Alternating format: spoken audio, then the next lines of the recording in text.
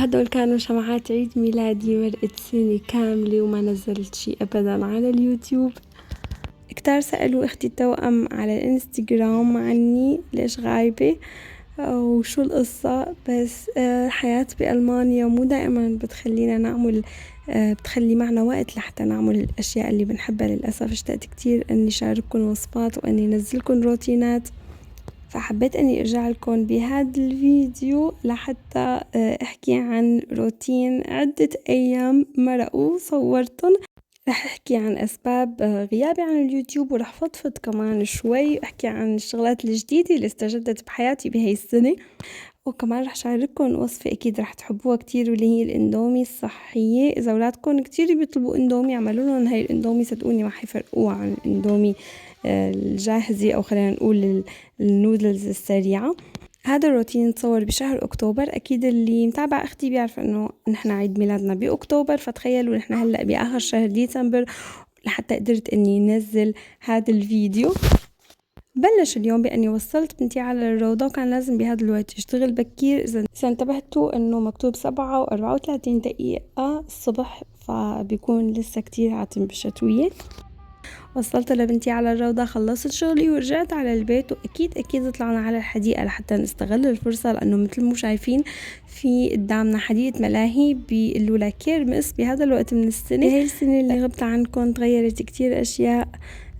أول شي كتير كبير اللي هو تغير بحياتي إنه صار الوقت عندي كتير ضيق، لأنه ساعات الشغل رجعت صارت مثل قبل ما صير لأنه خلصت أمومتي من الشغلين، فأنا تقريبا صار لي من الشهر الثالث بهذا الروتين.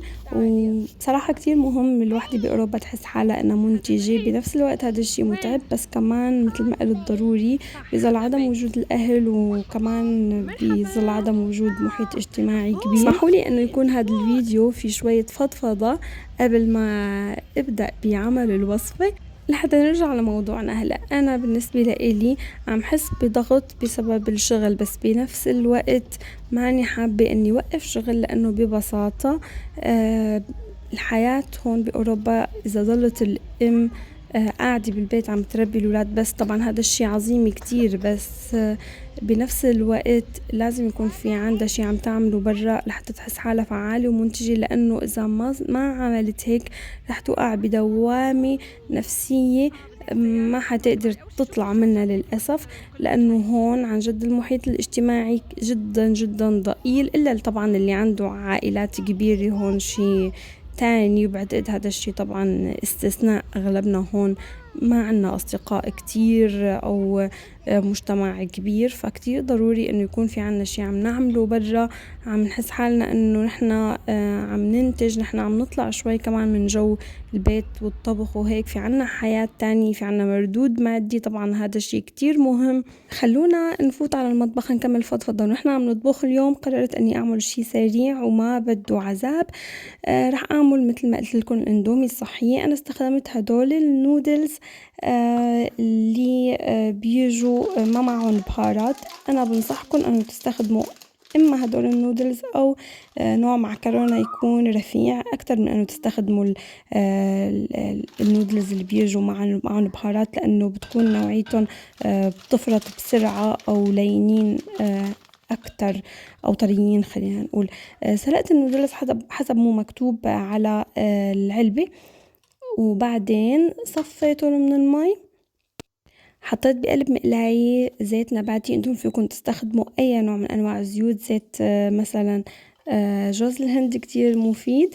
حطيت بصلة صغيرة حمراء، اي نوع من البصل بيمشي الحال. ضفت فوقها شوي من البصل الاخضر وتركت الباقي للتزيين، لانه البصل الاخضر الني كتير بيلبق لهي الوصفة. بعدين رفعت البصل على جنب مشان ما يحترقوا ويغمقوا، وضفت باقي الخضروات. هلا انا حطيت جزر وفلفل ملونة، انتو بتقدروا تحطوا اي نوع خضروات انتو بتفضلوها او اولادكم بفضلوها. تعالوا احكي لكم هلا عن الصوص. استخدمت طحينة. انا عم طحينة على فكرة بالاكلات الاسيوية بيستخدموا الطحينة، بس الطحينة بتكون السمرة.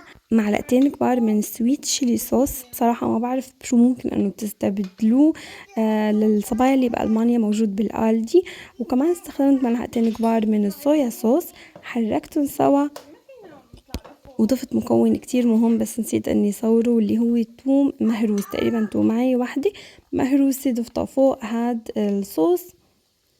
بعدين هون ضفت فوق الخضروات البصل، وضفت النودلز. كتير ضروري بهاي المرحلة انه نخلي النودلز ينقلى شوي، يعني يتحمص بقلب الزيت. بعدين ضفت فوق الصوص، حركته شوي، وهيك صار في عنا اطيب اندومي صحية. شوفوا زينتها كمان بشوية بصل. جربوها واكتبولي اذا حبيتوها، انا بالنسبة لي كتير حبيتها. هون بلشت تغيب الشمس بعد ما أكلنا. حبيت أني صور.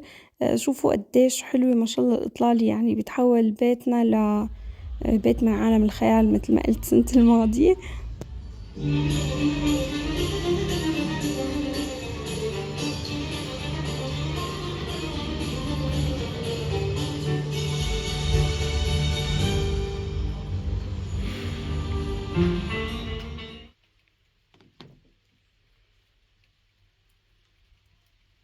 وهيك طفيت شمعات عيد ميلادي لهي السنة. على فكرة أنا صار كتير عم أعمل أشغال يدوية مع بنتي رح يصير عمرها هلأ 3 سنين. حبيت إني شارككن هاي الفكرة الظريفة اللطيفة، وعندي كتير أفكار. وعلى فكرة كمان كتير صورت فيديوهات عن شو ممكن إنه نعمل مع الولاد نشاطات، وخاصة إني أنا بشتغل بهذا المجال، يعني أنا بشتغل مع الولاد، فعندي كتير أفكار. بس يا حسرة من وين نجيب الوقت لحتى نزلهم سواء على التيك توك أو على غير منصات يعني. المهم ما تنسوا تتابعوني على التيك توك وعلى الانستغرام. عم حاول اني اصير نشيطة اكتر بهاي الفترة.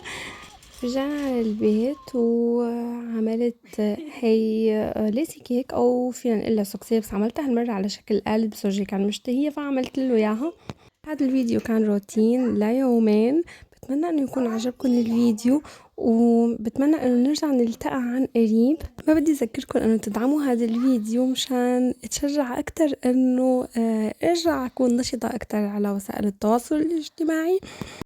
وبالمناسبة بتمنى انه السنة الجديدة اللي رح تجي بعد كم يوم 2024 تحمل لكم كل السعادة والرضا والهنا، وان شاء الله يا رب ما بتشوفوا شر ابدا.